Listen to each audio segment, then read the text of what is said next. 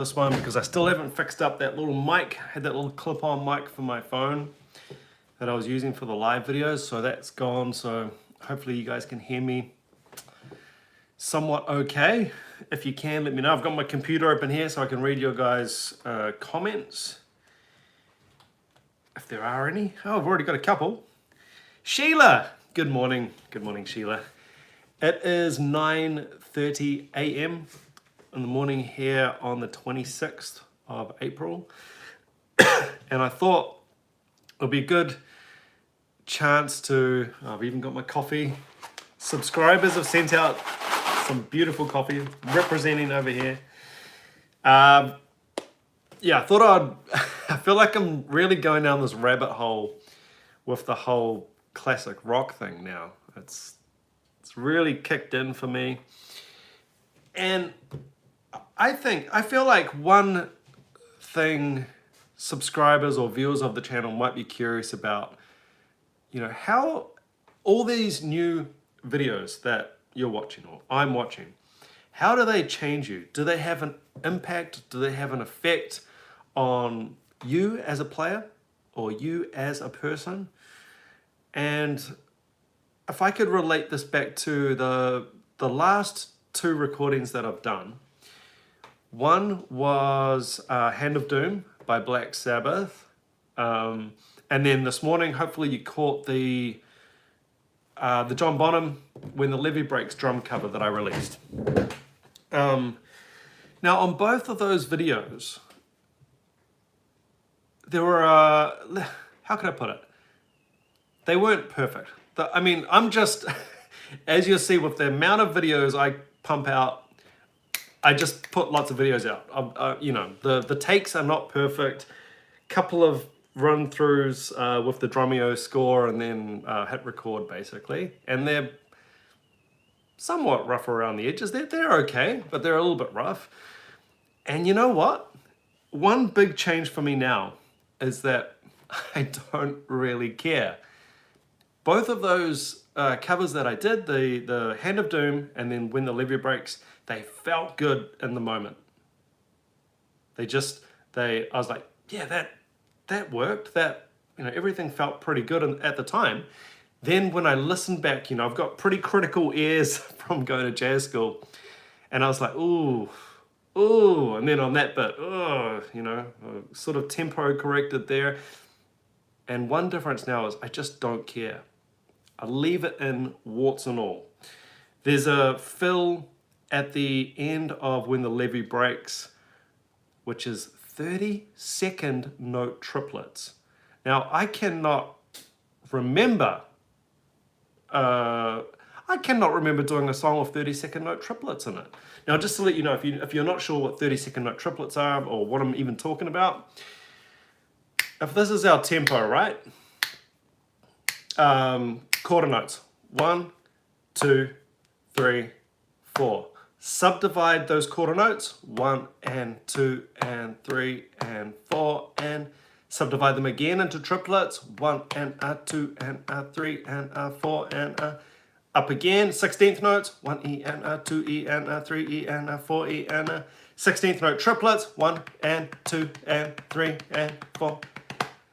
Then we're getting up to 30-second notes, which is 8 hits per click, right? 3, 4.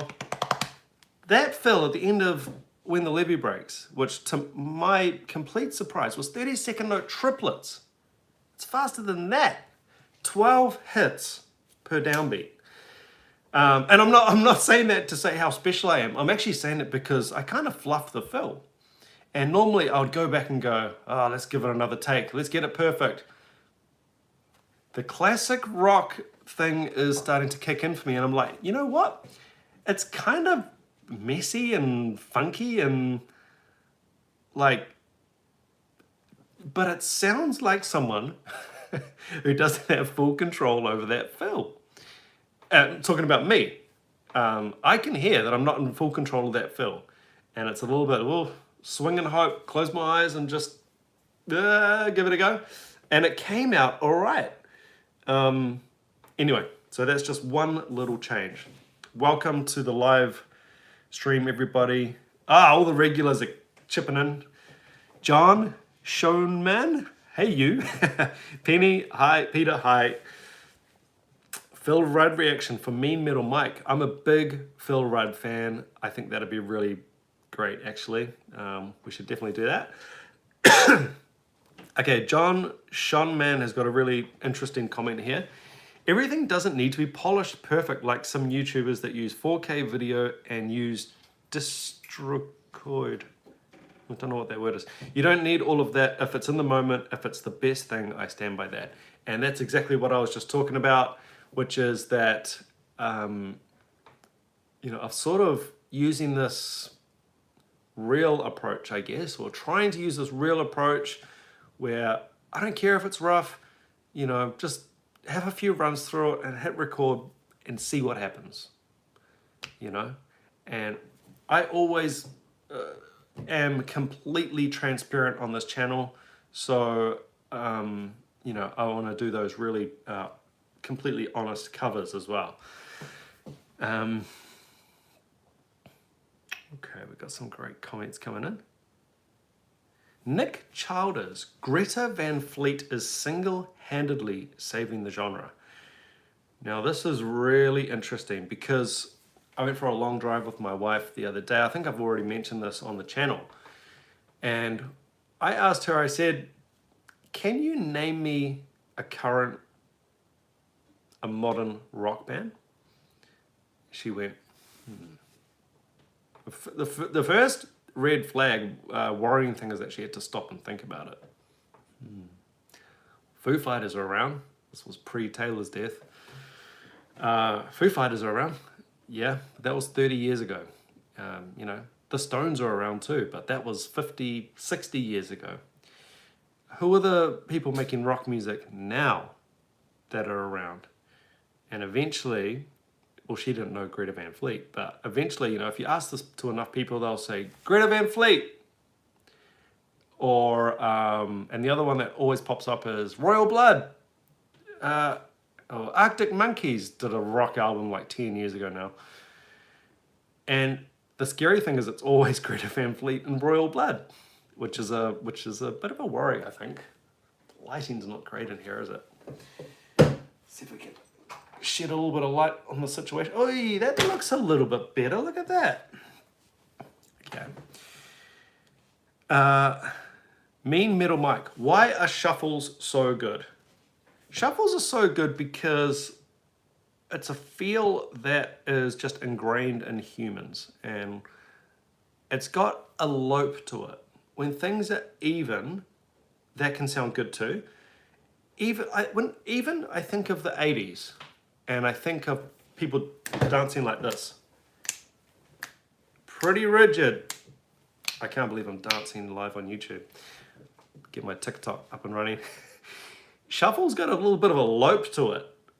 It's not even. It's got a bit of a horsey gallop in there. So, if anyone's not familiar with what a shuffle is, typically we're talking straight or swung. Straight or shuffled. So straight, just dead even notes. Shuffle. A little bit of a delay in there. It's a rhythm that's based off triplets. 1, 2, and 3, and 4, and 1, and I'm not playing the and, I'm just playing the 1 and the 1 and 2 and 3 and 4 and that little even spacing just gives it a little bit of a swing. It's all over modern music. People think shuffles or blues or swing or that is old-fashioned. Hip hop, full of shuffles. All kinds of genres full of shuffles.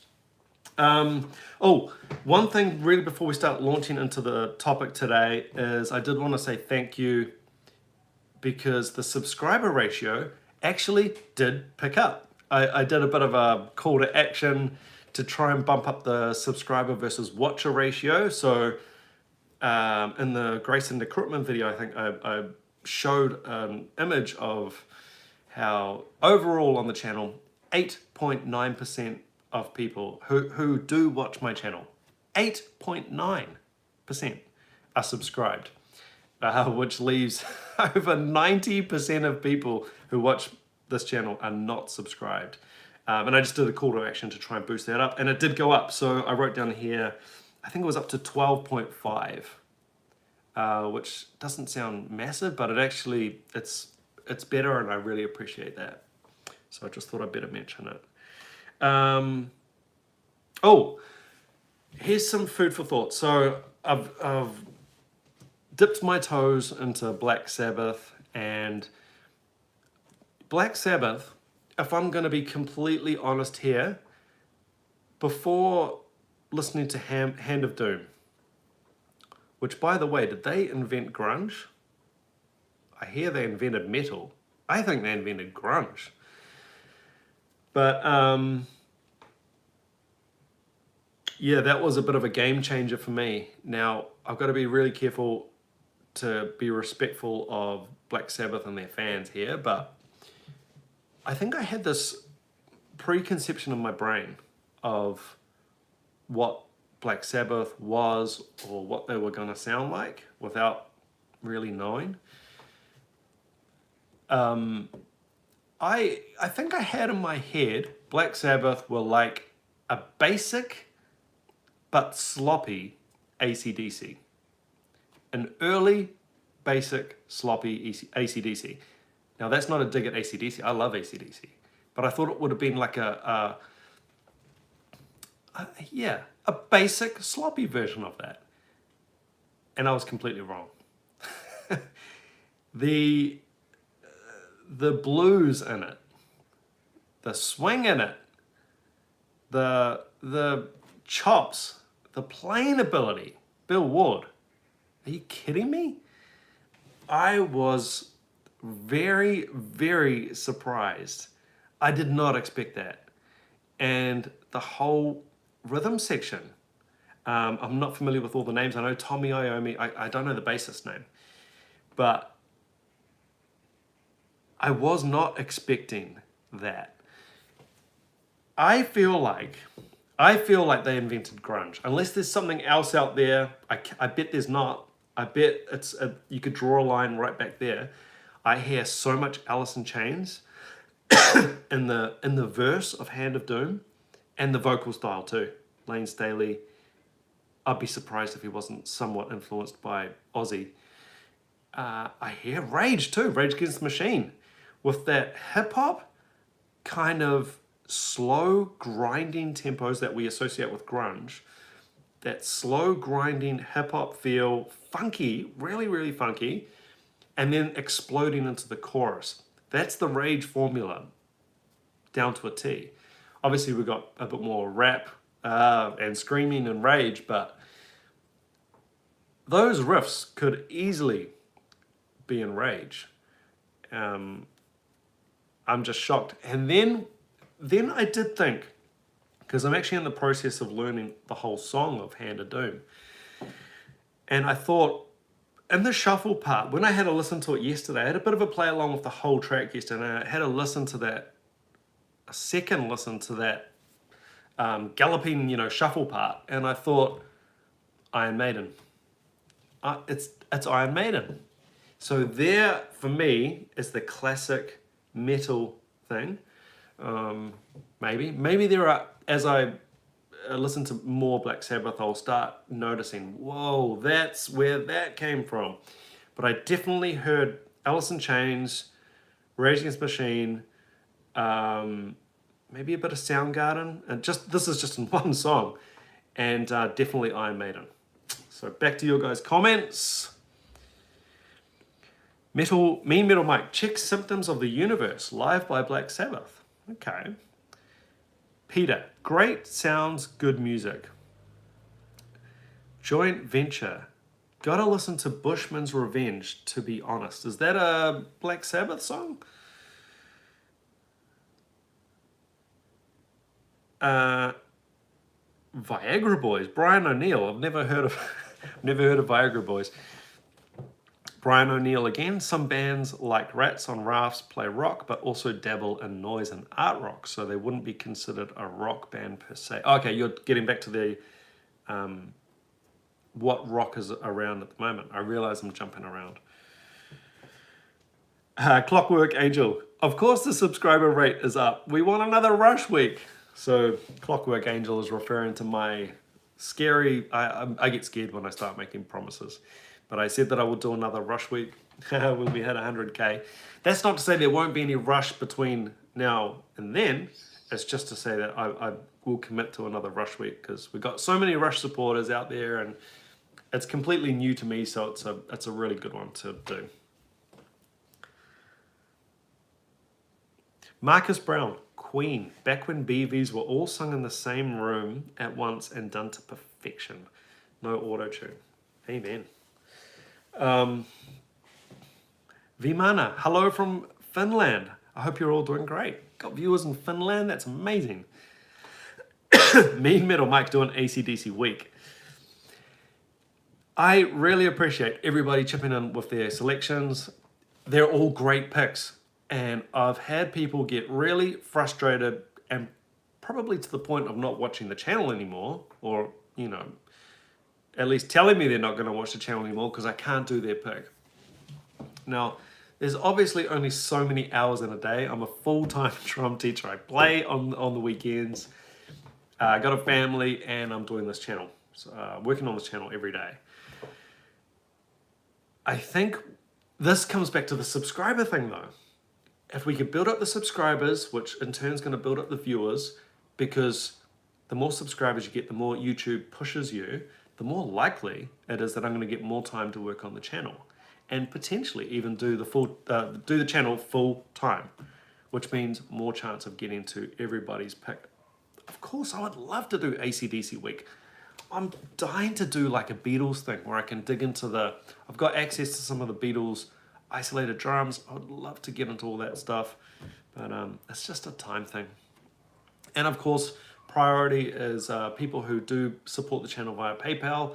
That's just the way it is, and Patreon. I always try and look after those people first, and then when I do get a chance, I'll do videos that subscribers generally just request. George Marciano. Hello, Andrew, here from Long Island, New York. When are you going to do the warning again? Again, this is another, there's so many of these. So I've got, I think around about over 400 reactions now of various bands, of course. And, you know, I've done like 20 something Rush reactions, but still the Rush fans are like, hey, we need more Rush. But then it's, hey, we need more Bonham and The Warning and Yo-Yoka, on and on and on. So obviously, yeah.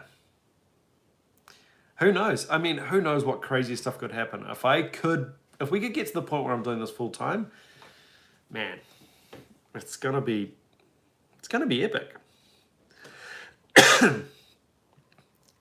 Joint venture. Seriously, if you want more of that shuffle bluesy jazz rock stuff, listen to Bushman's Yeah.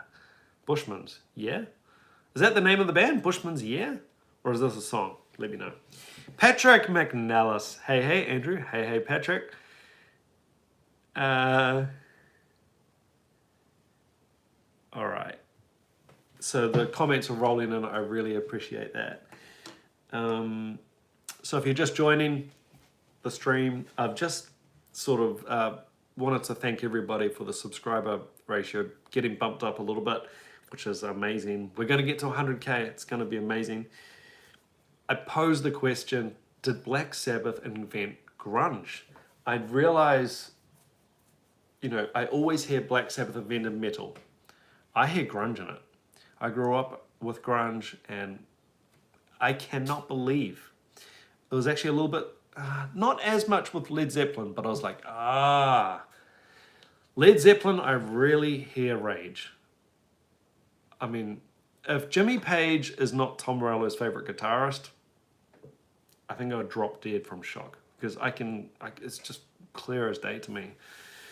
And then yeah, I was just mentioning that I could hear so much Alice in Chains, Soundgarden, Rage, and Iron Maiden. Another group that gets mentioned a bit is Deep Purple. And it's a total blind spot for me as well. I often get asked, hey, you're a drum teacher, man. What have you listened to? So, I mean, we're just talking about an era here thing. It's just an era thing. Whatever era you grew up in is, you're going to listen to what was popular at the time. And for me, sort of early high school, it was all about the grunge. Grunge and hip hop were the I don't want to say only two genres, but they were big ones. So I had a lot of hip hop influence, a lot of grunge. I was always really, really into my soul. My CD collection is bizarre. People go on about, oh, my taste is so eclectic. I like Black Sabbath and Led Zeppelin. My CD collection is insane. Got 60s soul in there, 70s soul, new soul, R&B, hip hop, grunge, and then being a full-time professional drummer, I love all the session stuff as well. So I love my Toto and any of the great session drummers like Hal Blaine, Jeff Beccaro from Toto, obviously, JR. And I think what people might not understand is when they really surprised or shocked or say, you can't be a drum teacher because you don't know Bill Ward or you don't listen to John Bonham. I think those people don't understand how big the discography of the session guys is. I had a Jeff Beccaro Toto drummer playlist on Spotify the other day that I started listening to, and the playlist was 120 hours. 120 hours of various artists. Michael Bolden, Michael McDonald, Sarah Vaughan. You know, he playing drums for all these people. George Benson, Christopher Cross, on and on and on. Barbara Streisand. You name it, he played drums for them. And when you start going down that type of rabbit hole, boy, it's hard to get out of it. Thanks to you guys, I am out of it and I'm checking out other stuff and I love it. Here we go. I keep changing the subject, but we're going to get back onto it. Vimana. How many bands are inspired by classic rock and prog rock of the 70s? Iron Maiden's Steve Harris is a big fan of Jethro Tull. And many people are also inspired by Maiden. Those influences go on. Absolutely. Patrick McNellis. Definitely classic rock influence with the music. Super Nerd 523. Who is better, Peter Criss or Eric Carr? Were those the two drummers in Kiss? I believe so. Mean Metal Mike. Grunge players say Sabbath didn't invent grunge though. Who did then? I mean, obviously you could look at Nirvana, or I think Soundgarden were actually around before Nirvana.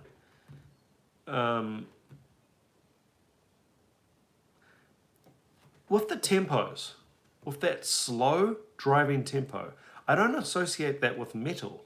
Not modern metal, at least. I actually associate the slow grinding tempos with bands like Caius. I came a bit later, but like Soundgarden, Alice in Chains, grinding, slow tempos, heavy, swampy, like dirty. The subject matter, really dark, often, you know, existential drug sort of stuff sometimes. That to me is a direct line to Black Sabbath. But Josh Black, sup dude, it's Josh. Used to be a student of yours. Hope all is well. Josh, hey man. Of course I remember you, buddy. You had the Premiere kit from memory. I think I went round to your house one time and we tuned it up, and yeah, I hope you're doing great, man. And I'm glad you joined in on this live ramble stream. Vimana, always great to check out what your favorite band's favorites are. Absolutely. Mean Metal Mike, Judas Priest is great. Another band I'm not familiar with. Judas Priest, is that, how does that relate to Black Sabbath? Let me know. Let's talk about G-War. I don't know what, Gua? GWAR. I don't even know what that is.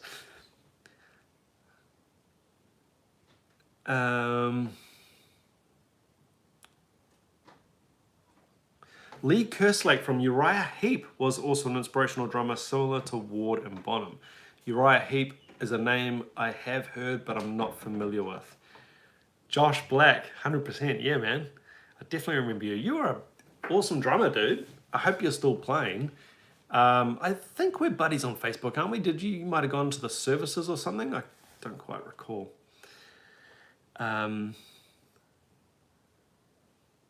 Mean Metal Mike. Now, here's a statement.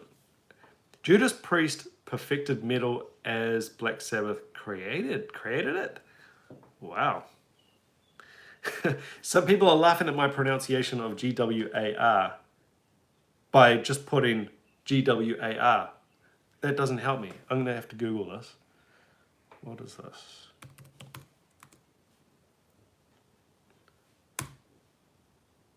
Oh, it's a game? Is it a game? Oh no, hold on. American heavy metal band.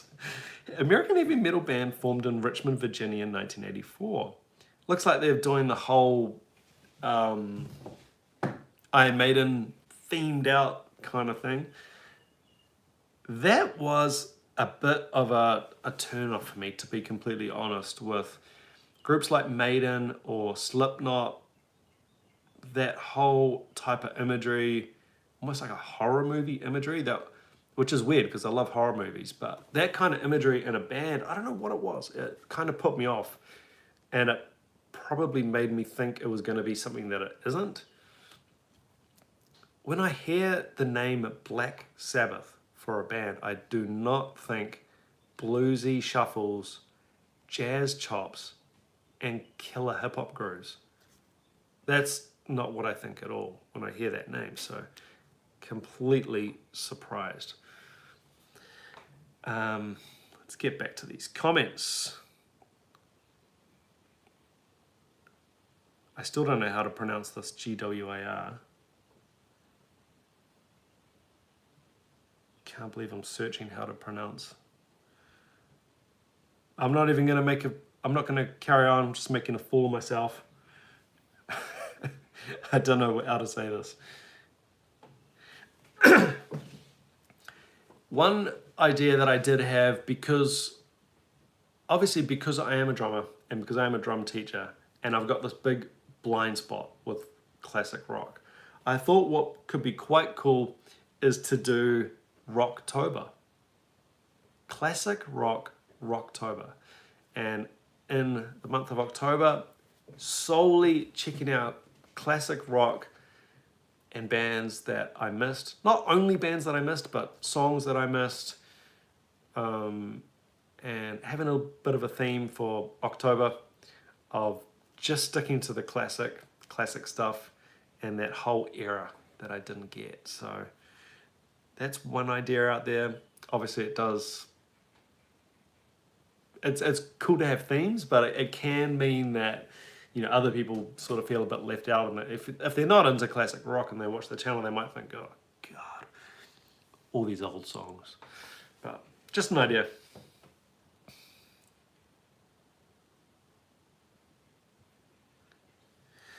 So yeah, I think with the whole, I'm not saying Black Sabbath was the, I think Black Sabbath was a little bit of the straw that broke the camel's back for me.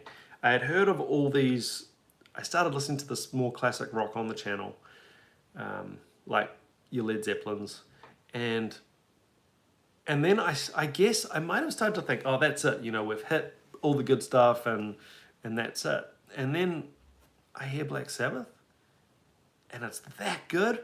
So that made me stop and think, okay, I need to do a classic rock themed video, because there's obviously going to be a lot more out there. I feel like Deep Purple, I've got drummer friends that rave about Deep Purple.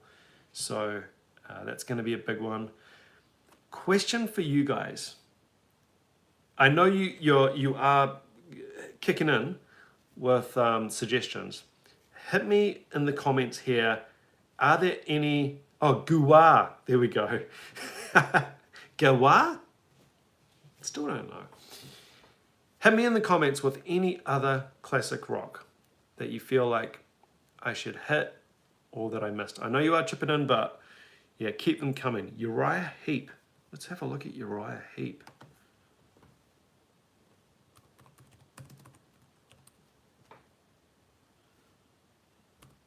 I have heard this name. I didn't realize it was, I thought they were a bit more of a modern group. I didn't realize it was that old. 1969 to present? What is that, 53 years, 53 years in the game. Unbelievable. The legacy of some of these bands. Another question, on top of my, did Black Sabbath invent grunge? Another question is, why are all these groups English? And, you know, you've got guys like Bill Ward and John Bonham who are from England, and they're clearly so influenced by American music, jazz and blues, you know, with the shuffle and the chops. But they're all English. Mitch Mitchell, who so far with my limited sample size is the closest person I can compare to Bill Ward. Mitch Mitchell, Bill Ward, Bonham, Ian Pace, Deep Purple are British as well. Hold on. Rainbow. Yes. Okay. I'm going to start taking notes for myself. Rainbow. Now that was Cozzy, wasn't it? Uriah Heep. I'm taking your guys' picks seriously.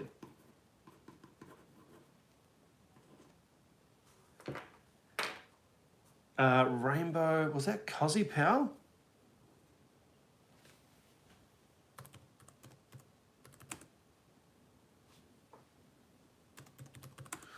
I don't know what it is. I had a student request a song by Rainbow.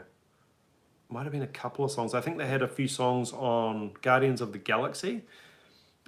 So I had a really young student request to do a few Rainbow songs a few years back. And that was the only time I had heard of or had listened to Rainbow at all. Can't remember what the songs were. But the song she requested was great. Rainbow. Richie Blackmore. Now who else did Richie Blackmore play for?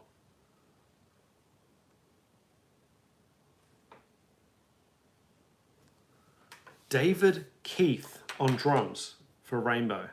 Oh, current members. It was Cozzy, wasn't it? We need one of those graphs showing when people join and leave a band. Let's have a look at the first album, Richie Blackmore's Rainbow. Gary Driscoll on the drums.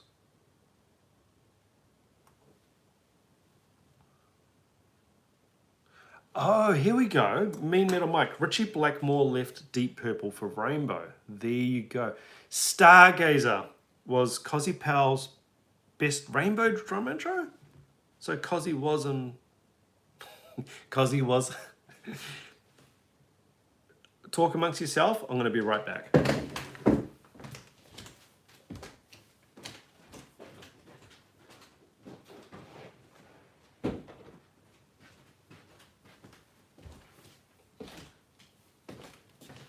Cozzy was a bear. Okay, I need to get hip to all the comings and goings of drummers in these bands. Rare Earth. Can't go wrong with Motown. Blue Oyster Cult. Wasn't that the name of the... No, I'm confused. What was the name of the bar and police academy? Was that the Blue Oyster Club? Oh man, I'm gonna get so much stick for that. I think you guys know where I'm going with that. Blue Oyster Cult. Oh my god. Too much coffee. First Rainbow album was made with Dio's band. Dio is another name I keep hearing and I don't know Dio. Dio is a singer, right? Yeah, I'm not hip to all this stuff. I don't know. Motorhead. Here we go. British as well? Is all of this British? Why is it all British?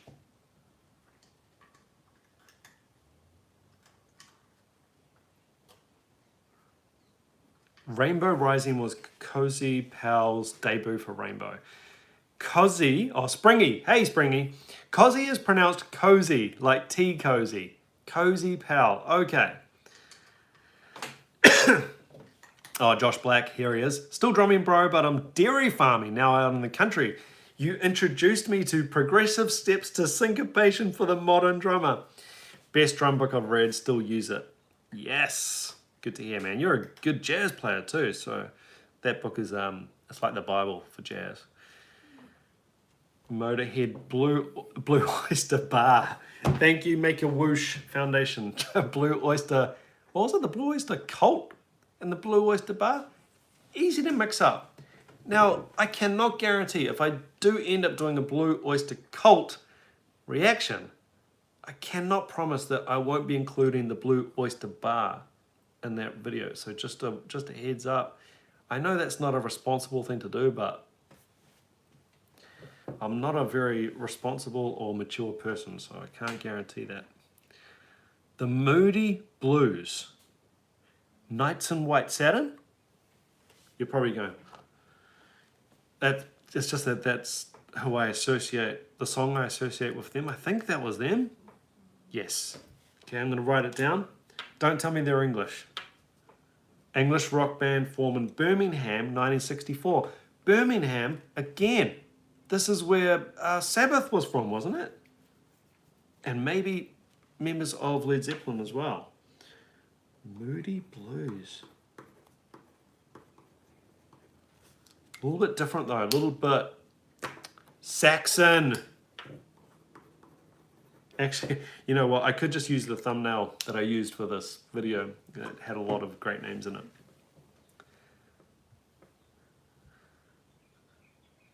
Britain was bored in the 60s, so we all formed bands. I love it. A lot of good players. There must have been a lot of clubs. There must have been a bit of a live music thing going around.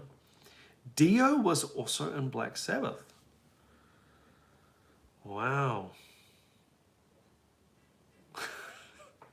Why would we complain about the Blue Oyster Bar being included? Oh my God, I can't believe I went there. 70s Rainbow with Ronnie James Dio is fantastic. Long Live Rock and Roll album is my favorite, but they're all great. Heart. Heart, what a band. I'm assuming everyone out there caught the Heart Stairway to Heaven Led Zeppelin tribute thing. Oh my God, that was goosebumps, amazing. But yeah, Heart, wow, what a band, what a vocals. And I love those bands where different people would sing lead. I know, is it Ann Wilson, isn't it? She's normally doing lead, and Nancy, I think, sung lead on These Dreams. A bit more poppy, of course, but apparently the story is she was really, really sick, and she's never been able to sing it like that again because she really, you can hear it in the recording too. That sound of really pushing, really cool. We've lost all that now, of course, because now it'd be like, it's not quite. We'll just go beep, pitch correct it. Now it's perfect. Buster Brown, Grand Funk Railroad. Yeah. Whitesnake. All of these groups, I mean, I'm familiar with Whitesnake. I did a hair metal tribute act. I wish I could put on a photo now of me all dressed up in my hair metal stuff. And I think there was a bit of Whitesnake in that. I don't know how early Whitesnake. It's the Harry Potter version.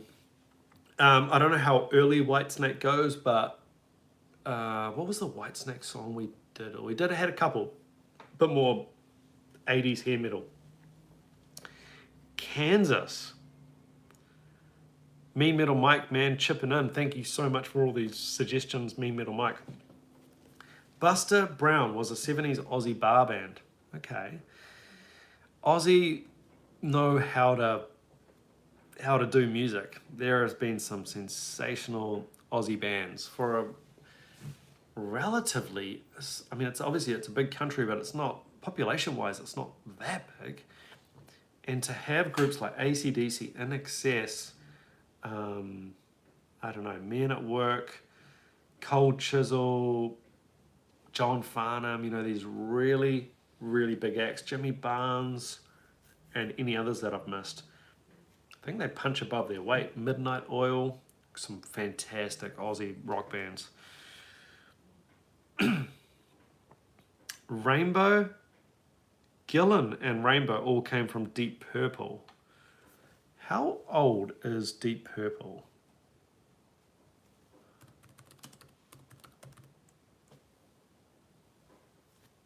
Hearing a lot about Deep Purple.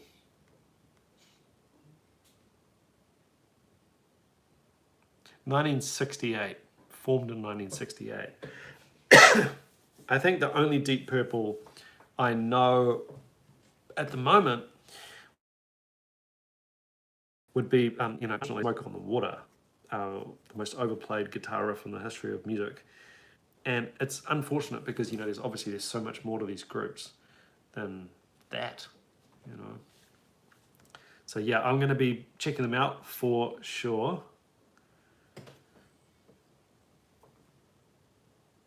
Rare Earth. Okay, never heard of them.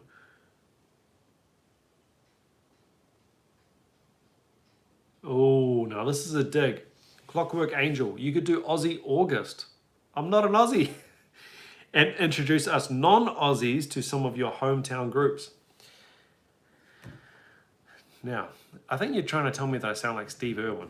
I'm not an Australian, I'm a Kiwi, I'm from New Zealand, which is not Australia.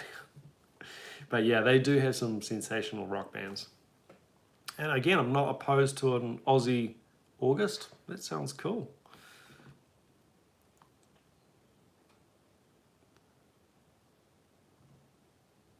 Okay, so the suggestions are coming in thick and fast. Don't be afraid to leave a comment, maybe also not just in the chat, but if you've got a really strong suggestion that you think is going to go really well, leave it in the comments of the video as well. That really helps me when I go back to check on all this stuff. I got so many groups here of just the ones that I wrote down. Motorhead, Dio, Uriah Heep, Rainbow, Moody Blues, Saxon, Heart. I've had none of those. I've had Rainbow. I think I did a Yo-Yoko cover of a Rainbow song. Oh, yeah, I think it was Rainbow. So there's so much fertile ground to do for classic rock. I'm really excited about it. Let me know if you like the idea of a Rocktober themed month, and we can get into it. I think that'd just be really fun. Spider, another one there. I have heard that name.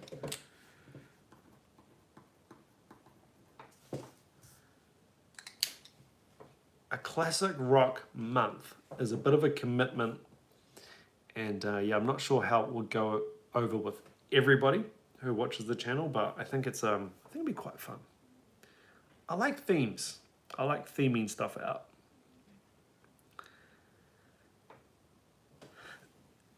So yeah, basically, the reason I wanted to do this video is I realized that there's so much stuff out there that I missed. Everybody misses stuff, of course. But I'm surprised at what I missed, and I think anybody would find this if they actually give stuff a go that they never listen to. You know, maybe you never listen to reggae. Not into reggae, don't bother listening to it. And you're a drummer, have a listen to some Bob Marley. I don't know, I can't really talk about other reggae, but have a listen to Bob Marley, have a listen to the rhythm section, have a listen to what they do. Maybe you're not into, funk stuff. Have a listen to the drums on the James Brown stuff. It's incredible. So it is quite nice to go outside of your comfort zone and outside of what you would normally listen to. Jason Purcell, ELO, yes. That's a big one. Frank Zappa, yeah, another blind spot. Which is weird because I love Vinnie Colaiuta and I know he was playing with him. Yeah, so it's just awesome. I mean, there's just so much stuff to check out, and I think people get a little bit hurt or offended, if you say, I've never listened to that group before, but it's just the way it is. There's way too much music to listen to everything, obviously. So it's just the way it is, and it's exciting now because you get to check it out with me when I watch it or listen to it for the first time. So yeah, it's kind of a perfect storm in that sense. And I think I'm coming to the point where I'm gonna wrap this up. So I really appreciate everybody chipping in. I need to go and fill up my coffee mug. Need to grab some coffee, and I've just taken young Connor down to soccer week. So he's got a bit of a soccer camp going on this week. So got the house free. Tear it up, throw a big party, but actually in reality probably just edit YouTube videos for you guys. So yeah, hey, I really appreciate the support. I realize everybody here who's commenting is a subscriber. So you guys are not the people that I'm targeting, obviously, with my my call to action to subscribe. I really appreciate all the support. And if you are wondering, I make it subscriber only on the comments just to keep all the riffraff out. So yeah, I really appreciate it, guys. There's so many good suggestions coming through. Scorpions. So would we call Scorpions classic rock though? I associate that as a bit more 80s. It's actually another group, Scorpions, that wasn't big here at all. What? Scorpions? Formed in 1965? Wow. Okay. I did not expect that. Actually, while we're on it, how old is Iron Maiden? 75. What a fascinating group, Iron Maiden. Yeah, I can just see Vimana chipping in. Scorpions have been around for a long time. Springer, you failed. I am the riffraff. Yeah, I know. There's still a bit of riffraff that got through the net, but doing my best. Bee Gees. What a group. Seriously. Put on some good headphones and you listen to those Bee Gees songs. Man, that's mind-blowing. I don't know if we're ever going to have a brother harmony thing like that before again. And the playing on those songs is just out of control good too. Bee Gees, they're a little bit like ABBA. I played the stage production of Mamma Mia, the ABBA music production, twice. And you don't realize how difficult those songs are until especially if you tried to sing them, they're almost impossible. But yeah, the music it's pop perfection, it's genius. I think people get a bit,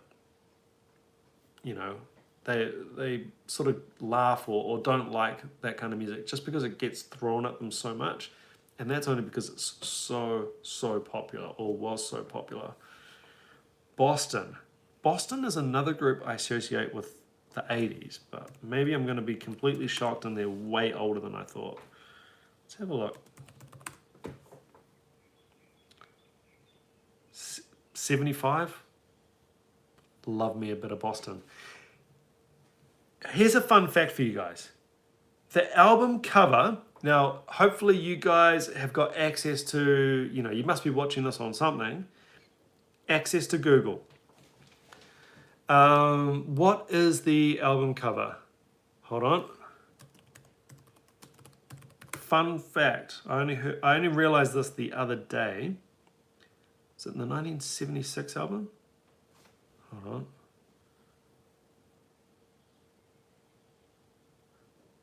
I don't know what album it is. There's a famous album, it's got Boston written in, oh, hold on, let's find it.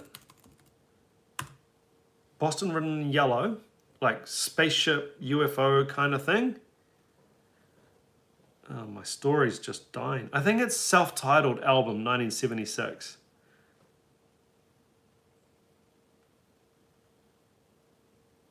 Yeah, self-titled. It's the one with More Than a Feeling on it. 1976. Have a look.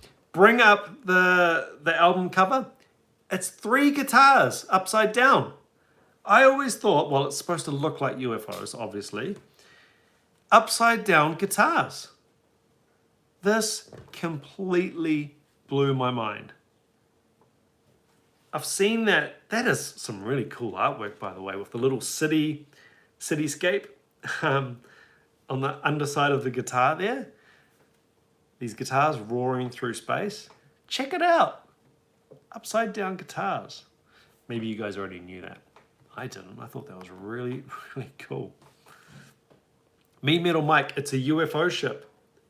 Have a look, man. Mike Rue, you only just noticed. Yeah, I did.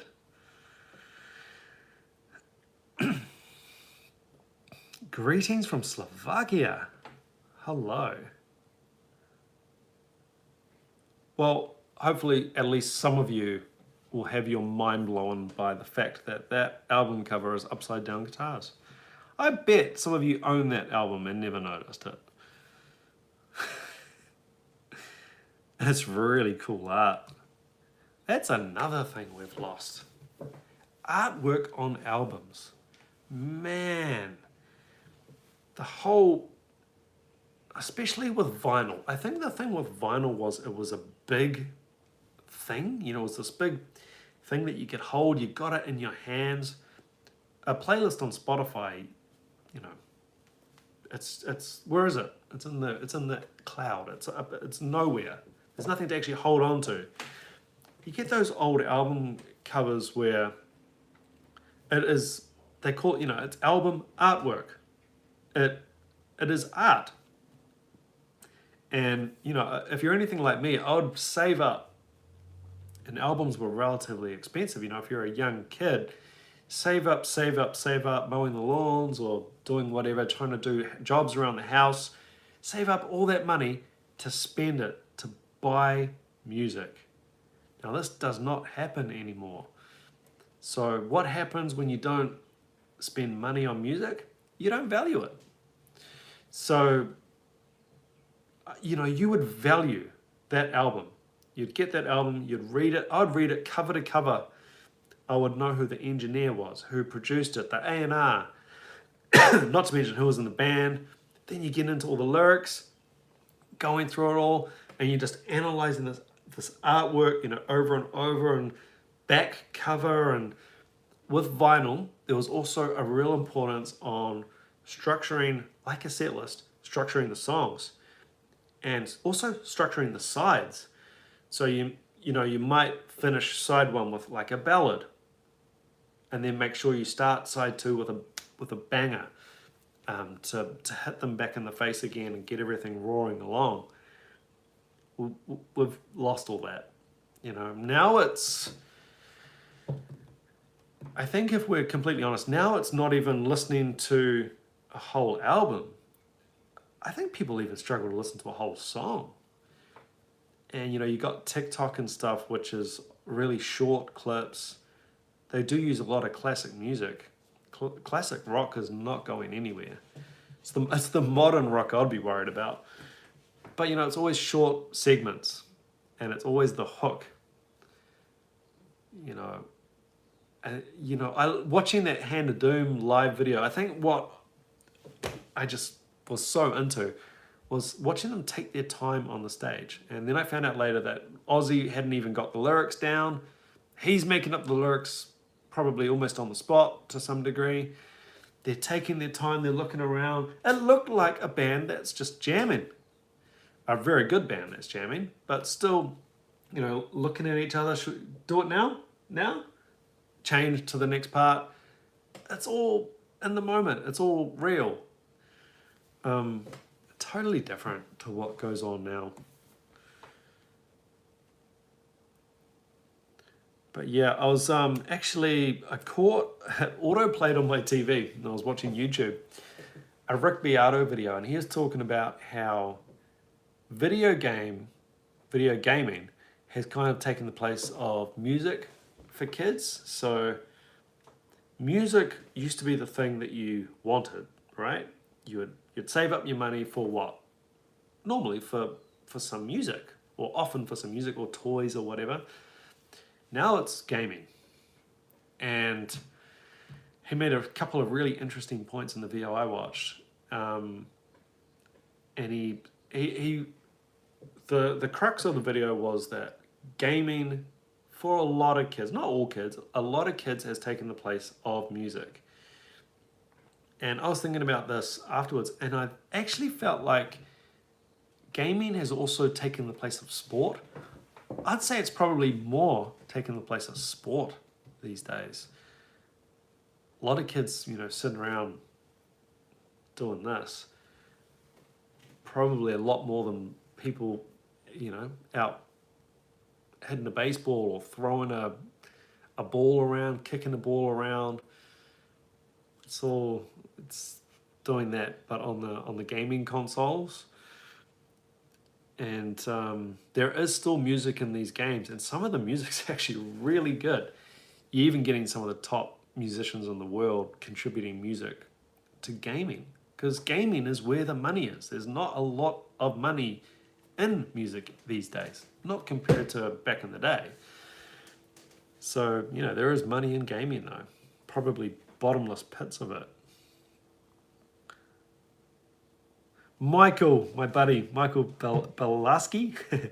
So happy you're on the Black Sabbath train now. I certainly am. And him again, you're right, I cherish the LPs and cassettes I had to save up for in the 80s. Oh man. Saving up a long time. I remember back from memory, the first album I bought with my own money was Def Leppard Hysteria. That album came out in, from memory, 1987, and I saved up, and I would look at that album cover and just think, I love everything about it. You'd hear the songs on MTV or whatever the show was on at the time. I just got to get that album. And then you save up all that money, and you have to go to a store, or your parents had to take you to a shop. All these barriers to getting music, which made it difficult, which made it valuable. And then you get it.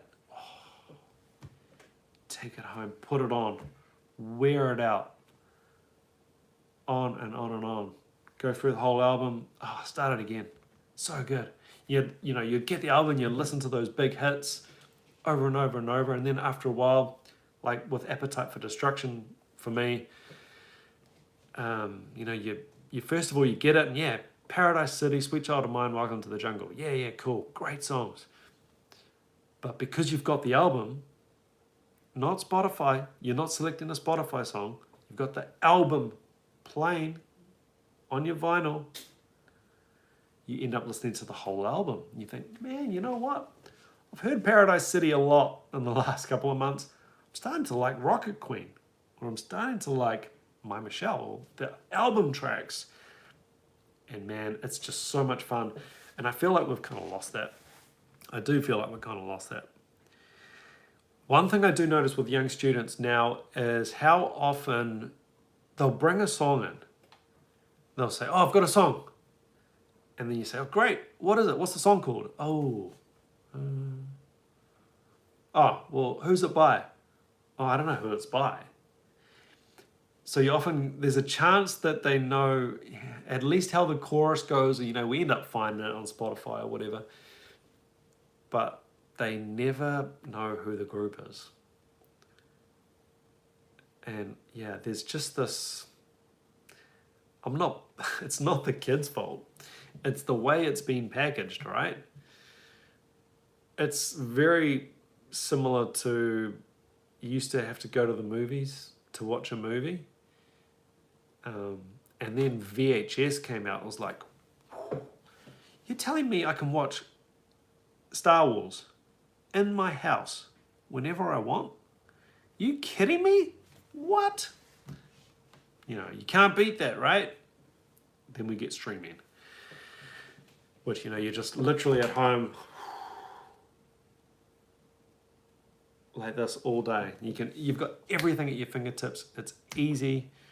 There's no barrier at all there. So I do believe, it's pretty old-fashioned, but I do believe when you have to work for stuff, you're going to value it more. I really, really noticed this with drum teaching material. So I like to buy books. You would have seen my syncopation, stick control books that I try and place around to try and create somewhat of a set. Because those books just mean a lot to me and I use them to death. It's a big difference buying stick control, buying syncopation, Language of Drumming by Benny Grable, any of those great materials, buying it versus downloading it. Now, you could argue, but I printed out the book, so it's, you know, it's the same thing. I've got a hard copy of it, and I can write on it and make my notes and stuff. Big problem though, you didn't buy it. So, I know people who are serial music drumming book downloaders, and you know, some of them end up with like 50, 60 drum books, which you are never going to be able to do in your entire life. Ever. I mean, stick control syncopation alone, you never finish those books. Ever. Not even close. No one's ever mastered those books. Multiply that by 50 books. Why you got that many books? When are you ever going to get the chance to go through that much material? And even if you could only skim the surface on all of it. You buy something, you've made a commitment.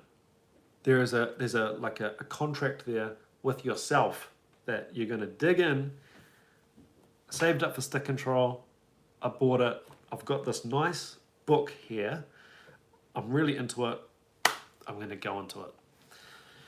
Maybe I'm old. Maybe I'm old-fashioned, but I believe in that.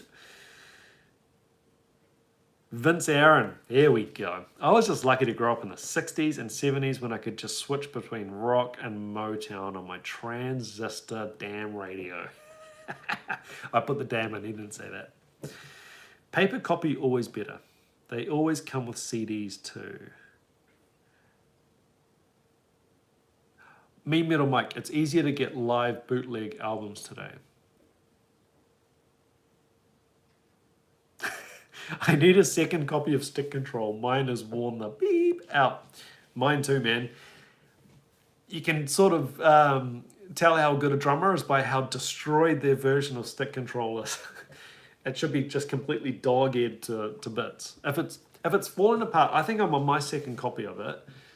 The staples ended up coming out, pages were flying out, and then you know you're on the right path because it's a nice feeling wearing out a drum book. It feels great.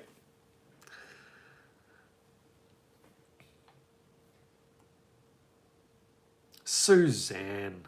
Hello, Suzanne. Hi, Andrew. You did a great job on your last video. Thank you so much, Suzanne. That one was dedicated to you as well. Biggest Led Zepp fan out there. And probably one of the people who got me going on Led Zepp. And it's quite nice because I got a lot of stick. You know, I'm still getting stick to this day. I think I saw something this morning on my original When the Levee Breaks reaction because, you know, I said, you know, I've heard of that. I think I'd heard of the title of the song, and then the beat kicks in. It's like, oh, that song, yeah. And so I sort of knew it. I had never listened to the song the whole way through, and you know, I got stick for that. I got, you're not a drum teacher. You can't. You. But hey, I've gone down the rabbit hole. I've done how many Led Zeppelin covers now? I've got a feel for Bonham's playing. I feel like his vocab, his style is not actually a million miles away from my own. I'm playing his songs pretty comfortably. I'm studying the transcriptions. So hey, I was just honest. I didn't know much, if anything at all, about Bonham. I still don't know a great deal, but I'm doing my best. I mean, I'm doing the songs and I'm digging in. There's no better way to understand a drummer and their vocab and their style than playing the songs. Marlene Pettiford. Hello, Marlene. Yeah, hopefully you guys do watch that Levy Breaks. I think I really like that cover, actually. I'm not a big one to blow my own trumpet. But yeah, I thought, you know what? I listened back to it, I thought, it's kind of messy in a nice way. It's kind of good. It's not perfect. It's never gonna be when you're playing with a song that's hasn't been clicked and the tempo moves around a bit. I mean, this could be sacrilege, but I feel like the main beat in that song, because they slowed that beat down, didn't they? The that was a groove that Bonham recorded. So I've read, recorded, and they slowed it down and put effects on it. But the other parts, the bits where the groove changes and the music changes, dun dun dun ga, dun dun dun dun dun ga, dun dun dun dun dun dun ga, all that stuff. Actually, it feels to me like different takes. Again, this could be sacrilege, but it sort of speeds up in those parts, and then when it goes back to the groove, the boom, ga, boom, boom, boom, ga. When it goes back to that, it feels like the tempo slows down again. Again, with my 2022 brain and ears, I feel like it feels like a copy paste on the groove, but I realize that's sacrilege. But it's curious how it ramps up and then back to that groove, unless he just did that all on purpose live just to create the tension. But yeah, it's interesting to me anyway. Wolfram Reactor 74. Anyone mention cream and bread? Bread. Man.